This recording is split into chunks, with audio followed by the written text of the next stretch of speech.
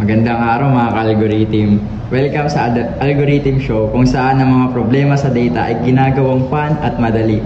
Sa episode na ito, ang ating challenge ay Tower of Hanoi. Tara kilalanin natin ang ating mga kalahok. So, ang mga kailangan natin props ay papel, tapos tatlong cellphone. So, ang goal natin, ilipat sa S papuntang D. So, gawin na natin.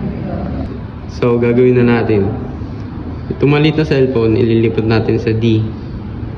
Tapos, sulit natin.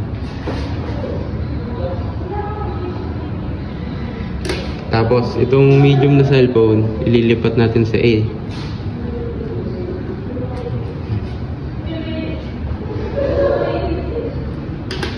Then, itong maliit na cellphone na nasa D, ililipat natin sa A.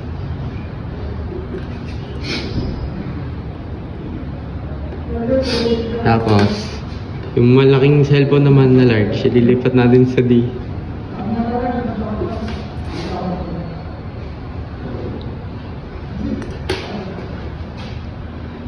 Tapos, yung maliit naman na cellphone na nasa A, ililipat natin sa S.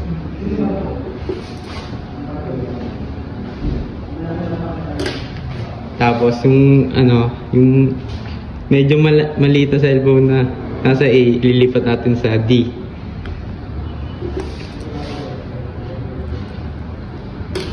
Tapos yung maliit na cellphone na nasa S, ililipat natin sa D. Yun.